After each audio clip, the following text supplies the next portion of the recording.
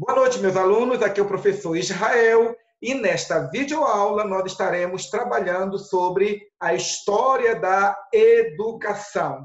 E quanto a isso, nós já temos trabalhado alguns conceitos nas outras aulas, quando nós fizemos um resgate histórico da educação no período grego. Nós vimos também o que era a educação no período do Império Romano, certo? E a partir desse momento agora, eu vou trabalhar com vocês a questão da história da educação, da Idade Medieval até o nosso momento agora, considerando aquele princípio que nós temos desenvolvido com vocês, que todo o sistema educacional é um construto histórico. Todo o sistema educacional reflete os valores, as necessidades, as estruturas sociais, as questões culturais, religiosas e econômicas da sua época. Noutras palavras, o sistema educacional ele é um sistema que é gerido, ele é criado, ele é normatizado com o objetivo de suprir as necessidades e as demandas de dado momento histórico. Então, nesse sentido, nós queremos primeiramente falar sobre o pensamento pedagógico no período medieval. Quanto a isso, nós precisamos resgatar a ideia de que, antes do cristianismo se tornar uma instituição denominada Igreja Católica Apostólica Romana, essa religião ou esse grupo de pessoas era tão somente um grupo de pessoas simples que viviam na Palestina, que seguiam uma pessoa, um homem chamado Jesus Cristo, e que por conta da fé, por conta dos valores éticos e morais, nos quais se afirmava que as pessoas eram pessoas que possuíam um valor independente do status social, este grupo de pessoas simples, esse grupo de pessoas comuns, começou a ser perseguido pelo Império Romano. E por isso essa igreja ela foi perseguida, ela foi morta, e durante muitos anos, esse grupo de pessoas, apesar das grandes dificuldades que passaram, elas perseveraram na fé. A partir do século IV, um dos imperadores de Roma, chamado Constantino, declarou-se cristão. E a partir daí, a igreja, que anteriormente era perseguida, começou a ser uma igreja perseguidora.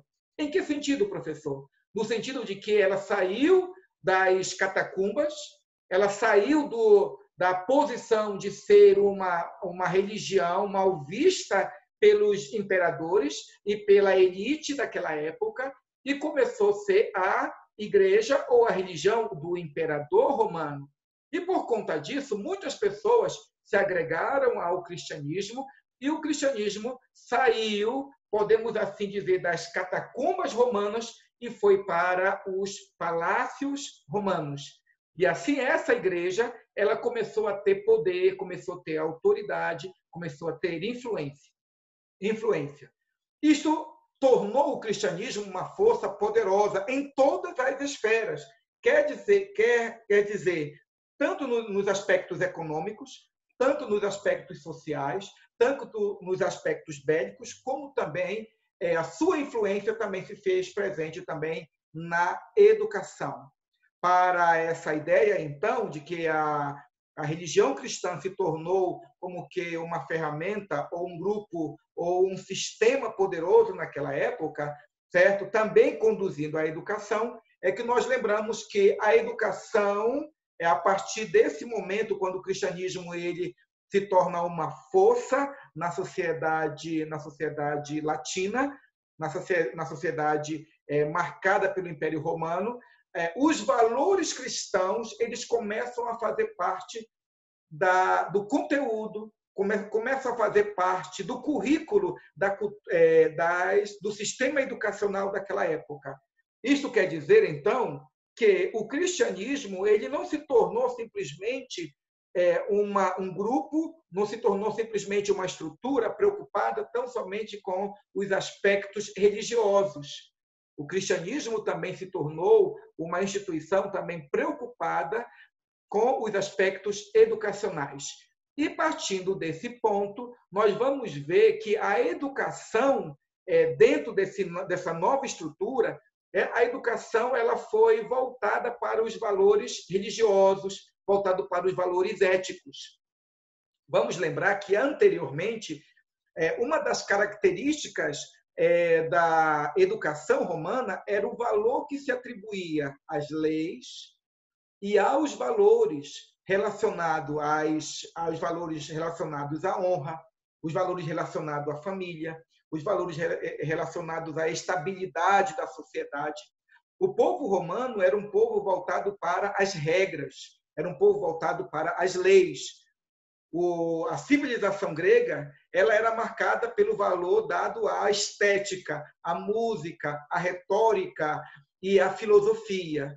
E a partir de um determinado momento, essas duas formas, esses dois modos de ver a educação agora alcançam um novo patamar, uma nova compreensão, uma nova ênfase. Que ênfase é essa? É a ênfase voltada para o aspecto ético e o aspecto moral. E aí, então, o cristianismo, como sendo uma força que também define os processos educativos, vai conduzir os processos educativos no Império Romano para uma linha de pensamento, para uma forma de se desenvolver a educação.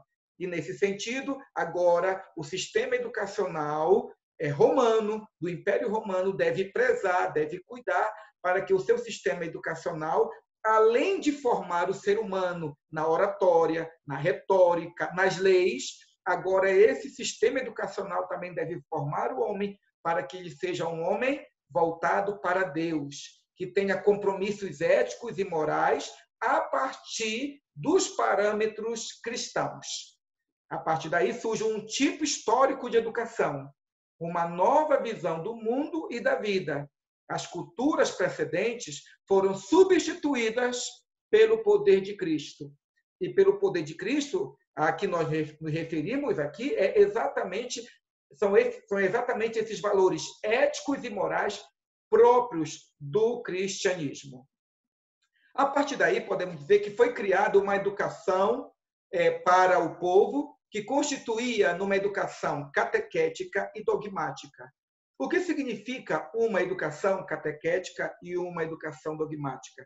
Significa que era aquela educação na qual o professor se apresentava para o aluno, e o aluno era aquele que deveria reproduzir fielmente aquilo que estava sendo ensinado.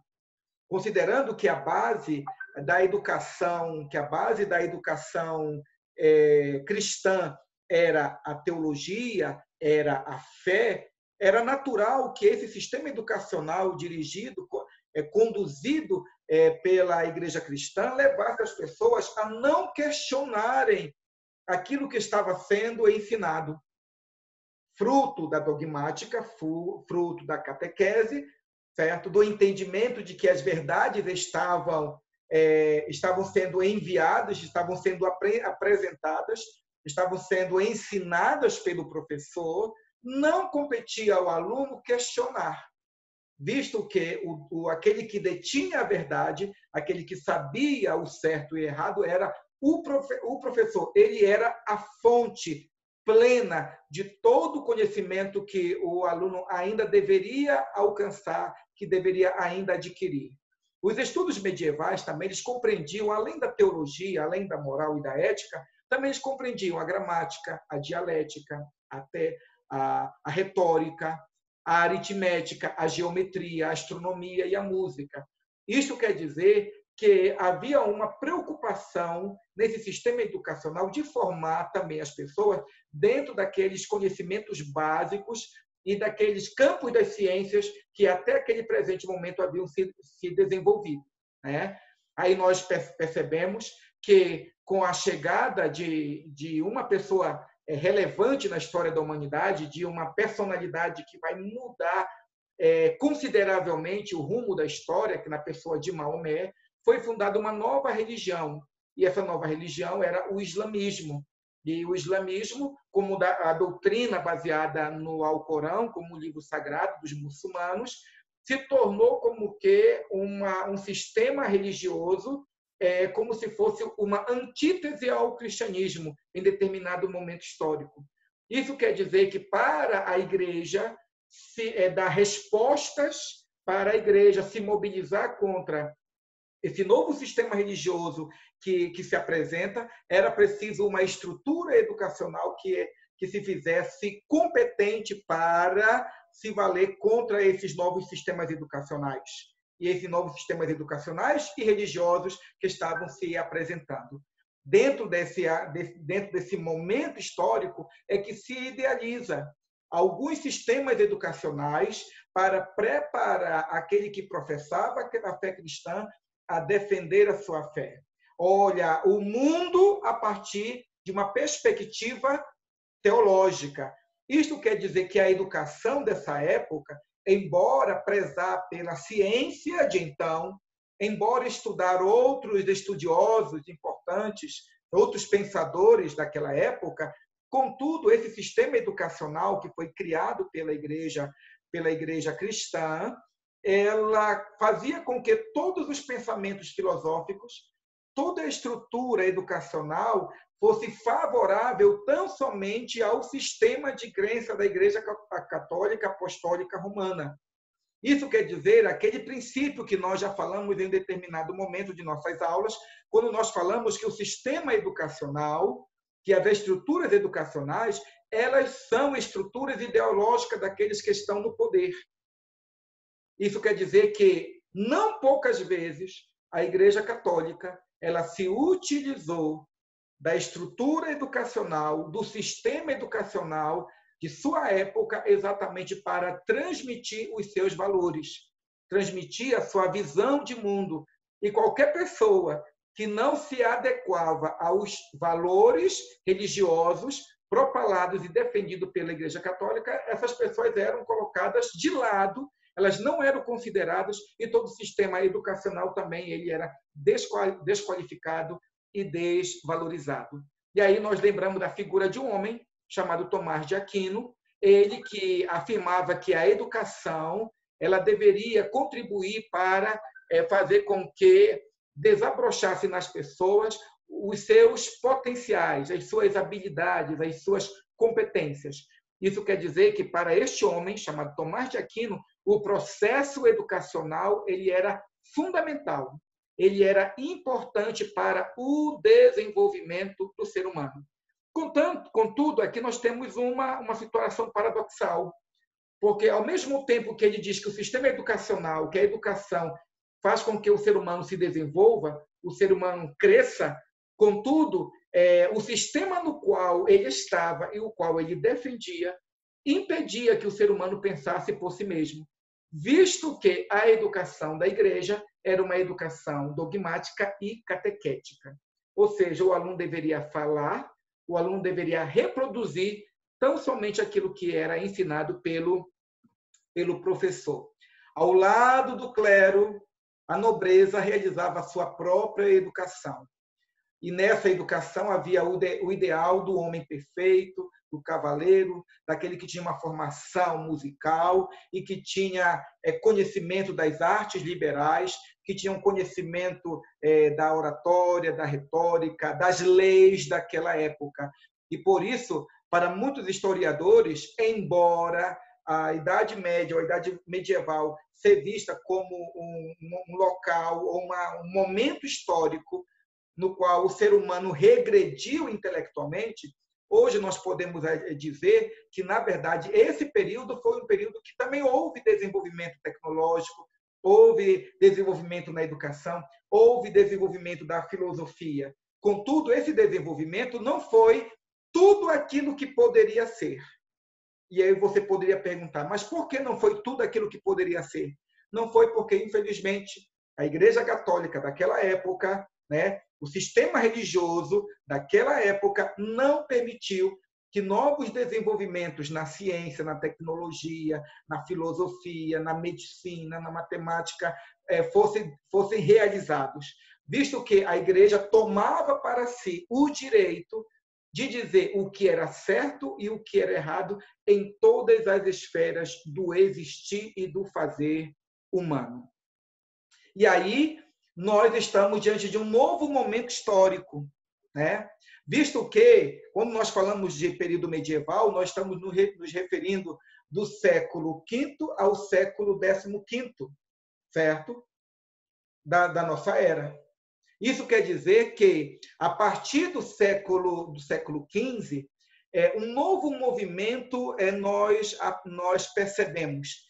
Esse século XV que eu digo é um período no qual o ser humano vai começar a questionar os valores. Nesse período chamado período renascentista, as pessoas vão começar a questionar os comportamentos, o sistema de valores, a cosmovisão da Igreja Católica. Por quê? Porque é essa cosmovisão da Igreja Católica que formatava o modo de ser e crer das pessoas naquela época. Esse movimento, chamado renascentismo, ele tem, podemos assim dizer, o seu ápice no século XV. Entretanto, o seu início, o seu nascedouro se dá a partir do século XIV. Então, podemos dizer que o renascentismo ele nasce no século XIV e vai até o século XVII, sendo que o seu ápice, o seu momento de maior influência, o seu momento de pungência, de produção intelectual, de questionamento é o século XV.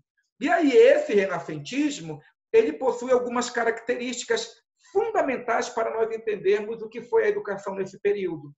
Vamos lembrar aquilo que eu falei há pouco, que antes do renascentismo, o sistema educacional ele era catequético e ele era dogmático.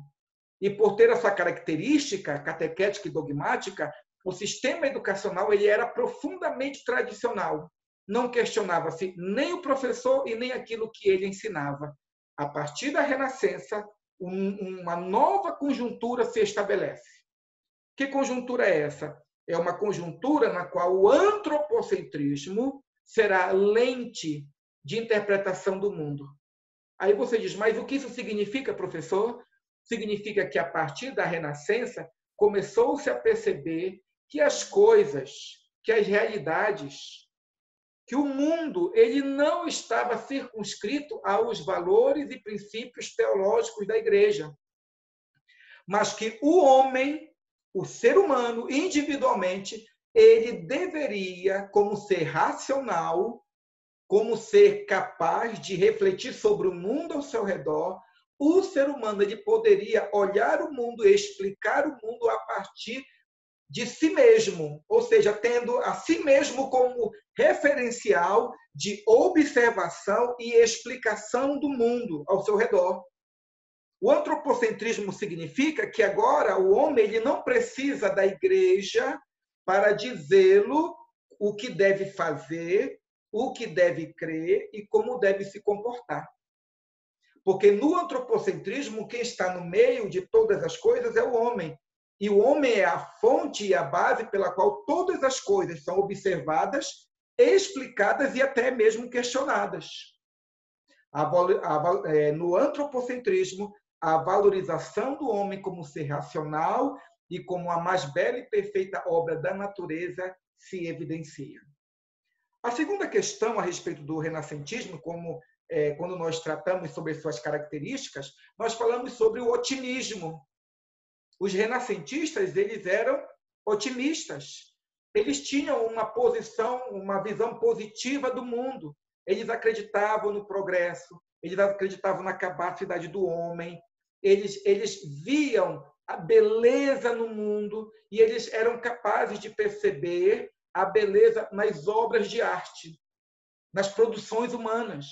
Vamos lembrar que, nesse período, quem governa, quem administra, quem tem muita influência sobre todos os povos da Europa daquela época, todos os reinos da Europa daquela época, é a religião católica. A teologia católica dominava sobre o mundo. E dentro da teologia católica, dentro da teologia cristã, havia o conceito de pecado. E esse conceito de pecado tornava a perspectiva que os seres humanos possuíam de si mesmo como uma perspectiva negativa. As obras que eram realizadas, a música, As ações humanas, elas eram vistas pela perspectiva da igreja, a qual dizia que muitas obras, que muitas ações, que muitos fazeres humanos, eles eram pecaminosos.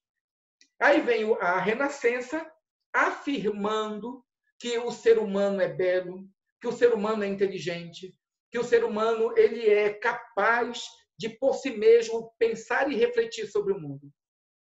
Essa nova perspectiva a respeito do ser humano vai mudar os processos educativos, porque a partir daí o que nós vamos perceber é que os processos educativos eles não serão simplesmente um monólogo na perspectiva renascentista, no qual o professor fala e o aluno aprende.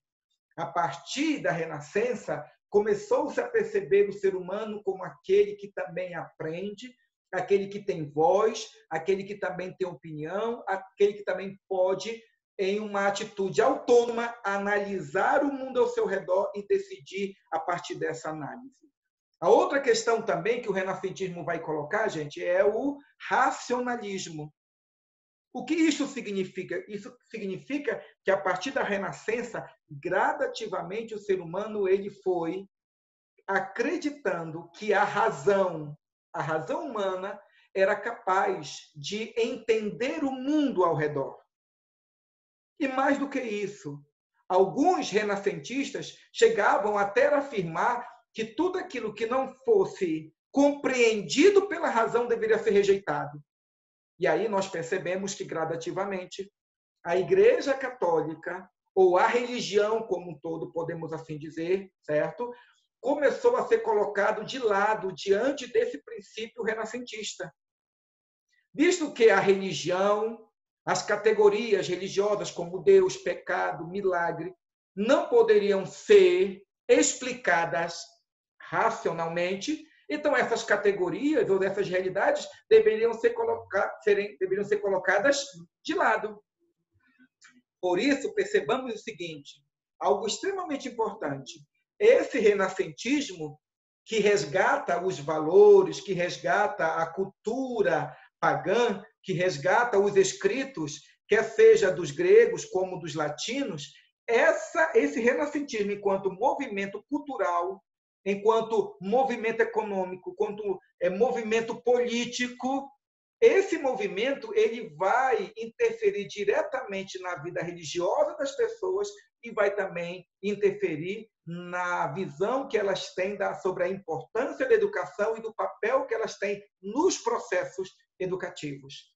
Porque se o ser humano é um ser racional, se o ser humano pode entender o mundo ao seu redor, então o ser humano individualmente ele pode refletir sobre o mundo ao seu redor, sobre os fenômenos, sobre as realidades, sobre os fatos, sobre as coisas, sobre as pessoas, sobre si mesmo, e pode chegar às conclusões particulares e pessoais.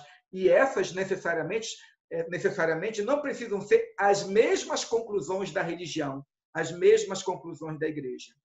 Por fim, uma das características do racionalismo é o humanismo. Os humanistas, eles eram estudiosos, sábios, filósofos, que traduziam e estudavam os textos antigos, os textos greco-romanos. Então, eles tinham os conhecimentos a respeito da filosofia grega, dos pensadores latinos. E dentro dessa estrutura de pensamento, estes pensadores, esses humanistas, esses renascentistas, eles atribuíam grande valor ao ser humano em si mesmo, como sendo um ser de capacidades, um ser de potencialidades, um ser que possuía valor intrínseco, valor em si mesmo, independente daquilo que o outro poderia falar para ele. E isso será fundamental tanto nos processos educativos, como também no processo de desenvolvimento dos direitos humanos que hoje nós tanto propalamos e afirmamos. Isso quer dizer, então, que o humanismo ele veio exatamente para afirmar o valor do indivíduo, da pessoa solitária, da pessoa sozinha, independente do outro. Quando eu digo isso, independente do outro, não estou falando do convívio social, dizendo que ele pode viver isoladamente. Eu estou dizendo que este ser humano individual ele tem valor intrínseco, pessoal. Ele não precisa de alguém que diga para ele que ele tem valor. Ele não precisa da igreja que afirme para ele que ele tem valor. Porque a partir do humanismo estabelece-se a crença que, independente de qualquer circunstância, o ser humano em si mesmo é um ente, é um ser que tem valor em si mesmo. A partir daí, o que é que nós percebemos? O pensamento pedagógico renascentista. Quais as implicações práticas desse modo de ver o ser humano, de modo de ver a cultura, de modo de ver os processos educacionais, de ver a razão humana? Quais implicações? Isso tem implicações profundas no processo educativo, como eu falei.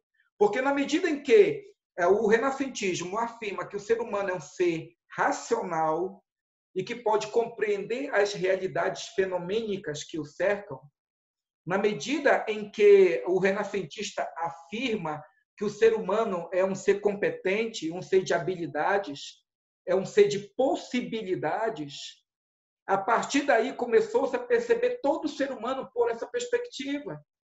Então, não é somente o professor, aquele que detém o conhecimento. Outros também podem deter o conhecimento, basta que estudem. Também a criança ela vai começar a ser vista, ela vai começar a ser visibilizada. A criança, o aluno, ele vai começar a ser percebido também como um ente que possui também valor, como um ente que também possui capacidade de aprendizagem. E que o professor pode ensiná-lo, mas também ele pode aprender. E ele pode aprender pelo professor, mas também pode aprender por reflexões particulares a respeito do mundo ao seu redor. Portanto, o pensamento pedagógico renascentista influenciou diretamente a educação através da teoria heliocêntrica, defendida por Copérnico.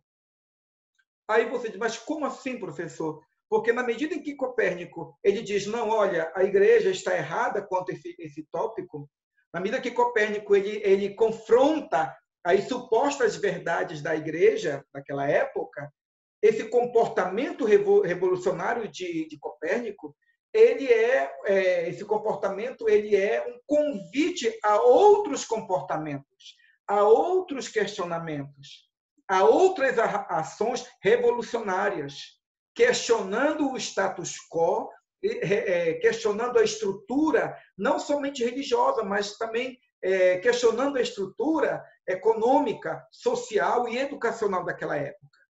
Como fatos que favorecem esse pensamento pedagógico, são citados as grandes navegações que deram origem ao capitalismo comercial, a invenção da imprensa, o qual vai contribuir, vai possibilitar que as pessoas tenham nas mãos livros, vai democratizar, a imprensa vai democratizar o acesso à leitura, ao acesso às grandes obras de literatura antiga, né? E assim essa educação, esse sistema educacional agora que contempla o ser humano, as potencialidades do ser humano, a capacidade do ser humano vai contribuir para a mudança da sociedade.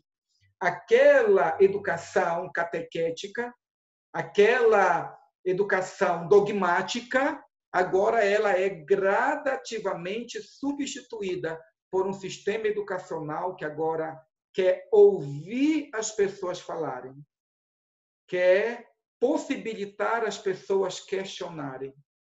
E entendem que isso pode ocorrer porque o ser humano é um ser racional, é um ser de habilidades, é um ser de possibilidades. E aí nós encontramos alguns pensadores, algumas pessoas que já naquela época, a partir da literatura com a qual tiveram contato, começaram a pensar de uma forma diferente. Vitorino, por exemplo, ele defendia uma educação individualizada, o autogoverno do aluno e a competição. Observe 3 elementos. Primeiro, uma educação individualizada. O que isso quer dizer? Quer dizer que para ele era necessário oferecer um sistema educacional voltado para as necessidades do aluno. Aquela ideia de que educa-se todo mundo no mesmo padrão, no mesmo patamar, nas mesmas condições, porque o ser humano é um ser igual. Para Vitorino, isso deveria ser questionado, porque havia a individualidade do ser humano. O mesmo ser humano pensante que individualmente, pessoalmente reflete sobre o mundo, agora é um ser que também vai aprender. E no processo de aprendizagem ou no processo de ensino, essa individualidade deve ser colocada à luz para que os processos educativos sejam mediados de uma forma a mais adequada possível. Uma outra questão também que ele fala é sobre o autogoverno. Mas o autogoverno significa o quê? Significa que no processo educativo era preciso ensinar a criança a ter controle de si mesmo, assumir as rédeas de suas paixões, de seu comportamento, de suas ações, visto que o ser humano seria capaz de fazê-lo. E aí nós temos a ideia de competição. Ele considera que no processo educativo seria necessário, seria importante que os processos de competição entre os alunos se realizassem, porque eles seriam benéficos para o processo de desenvolvimento do aprendente. Aí nós temos também outros, né, como Erasmo Desidoro, quando para ele, o verdadeiro caminho que deveria ser criado pelo homem seria o caminho da inteligência, o caminho da liberdade, quando o ser humano inteligente que era, racional que era e ele teria a liberdade de escolher, ele teria a liberdade de desenvolver-se. E o sistema educacional deveria proporcionar a este aluno, a esta criança, a este ser humano, esta liberdade para aprender. Além disso, nós podemos também falar também de Michel de Montaigne, que quando ele afirmava que as crianças devem aprender o que farão quando adultos. Isso é muito interessante, gente, porque observem, hoje as nossas preocupações a respeito da utilidade, da importância dos processos educativos, as reflexões que nós fazemos hoje são reflexões que são, na verdade, ecos de reflexões feitas há muito tempo atrás. Isso quer dizer que, na Renascença, as pessoas começaram a se perguntar sobre a utilidade, sobre a relevância do conteúdo, a relevância do sistema educacional daquela época. E observem que isso, logicamente, não era algo desenvolvido por todas as pessoas daquela época, certo? Eram algumas pessoas que começaram a refletir sobre essas questões. E, a partir disso, a partir dessas reflexões primárias, outras pessoas foram refletindo e o sistema educacional foi se aperfeiçoando até chegar àquilo que hoje nós possuímos, aquilo que nós somos. Além dessa questão da Renascença, que contribuiu para o desenvolvimento dos processos educativos, nós temos também o Iluminismo, enquanto movimento que foi fundamental para o desenvolvimento do ser humano. No Iluminismo, o que é que nós temos? No Iluminismo, nós temos a ideia de que o ser humano é um ser capaz de pensar, que o ser humano é um ser capaz de refletir, que o ser humano tem luz para projetar nas trevas, e essa luz projetada nas trevas do mundo fenomênico, quer seja no mundo da matemática, no mundo da biologia, no mundo da geometria, no mundo da medicina, no mundo da arquitetura, essa luz que o ser humano possui é suficiente para ele explicar todas as coisas ao seu redor.